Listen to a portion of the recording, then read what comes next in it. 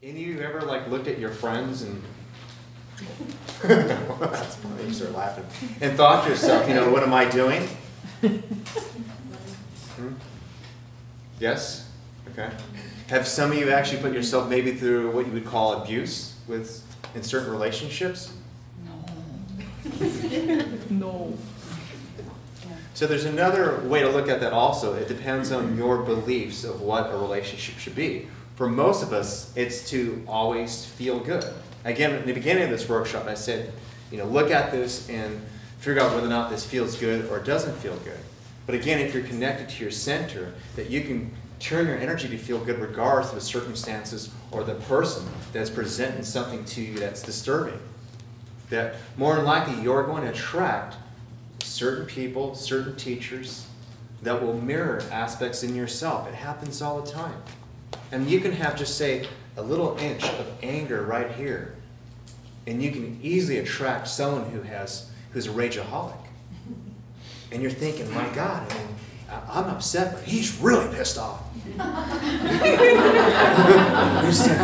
It doesn't work that way.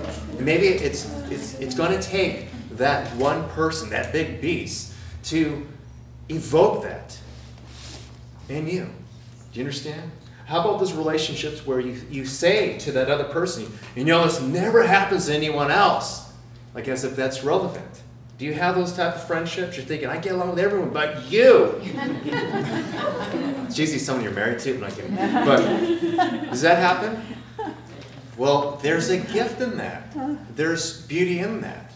Especially if the person's been there a long time. If you've been taking shit for someone for 20 years, and they've been taking your shit for 20 years, there's some gift in that in a way. It doesn't mean that it feels good, but there's a possible chance it's serving you in some shape or form. I do know that when you connect to a different idea of the relationship, you can shift that workshop, sorry.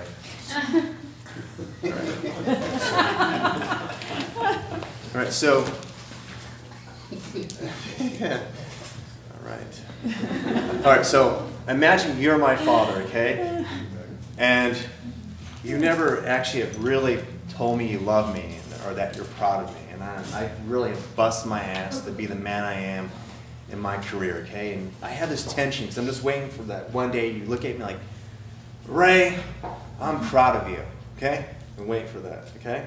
By the way, I get that all the time. It's like over the top. I mean, I don't know what that deal is. I think my dad watched too many movies. Anyway, and so imagine you're my boss, and you just don't seem to recognize my productivity, that you just are always pointing out what's wrong with what it is I'm doing. And I really kick ass, and I haven't been promoted in many years, and I have this energy with you, just like you piss me off. And so, just imagine you are my wife, okay? And same thing, I just don't feel appreciated in this relationship. I do everything. I mow the lawn, and I wash dishes. I even cook for you, and just for some reason you find something to nag about. I just don't feel heard, and you're telling me that I'm not ever present. I give you everything you want, everything. I'm always there. You call me, I answer your calls. But for some reason, it's just not good enough for you, okay? Do you see anything common in this? Is there anything common in these threads? Bingo, that's one. Anything else? Victim. What was that? Victim. Exactly, yes. You're attached. Yes? Yeah, well, yeah, exactly. You guys are awesome. All right, what else? Anything else? I really care what these people think about me. My moods is contingent on them. Okay. So, also, if you were to look at this, just notice how many layers this goes to. This goes to, say, my father, my boss, and my wife. This is a certain social construct that I've actually created, meaning that all of you, based on your nuclear family, I guarantee, have situations just like this energetically with your boss, with your coworkers, and with your friends. If you're the one who's always a designated driver, you're the one who's still the designated driver or the caregiver or taking care of everyone. Correct? Are any of you those? Okay. Or if you're the one who has never felt really confident, has always been looking for your father's approval, then there's a good chance that every boss that you have attracted somehow never sees you, and you create that. You never get the promotion. You're never seen. Do you understand? So we all create these social constructs based on our beliefs, based on that energy. Okay? So the key thing to let go of this energy is actually, hang on to this though, is just imagine my father here. It's like, you know what? He does tell me he loves me in his own way. It's just he's kind of old school. I mean, he's always telling me there's a good deal at Costco. And that he's still trying to have conversation. It's about the war and stuff, but he's still trying to bond me. I don't really care about some of that stuff, but we still get along. He loves me. You know what? I'm gonna accept him for who he is. Also, I don't feel his tension.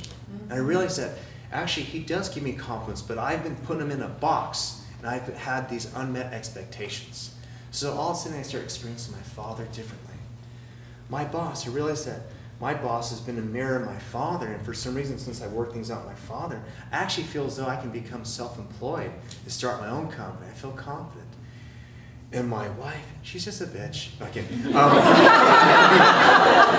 My wife, what I realized is that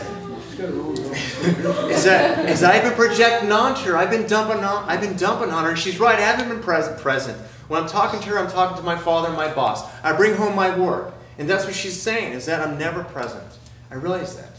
I love you. It's like that. So we all have these social constructs and these beliefs, and we've created it in all our different social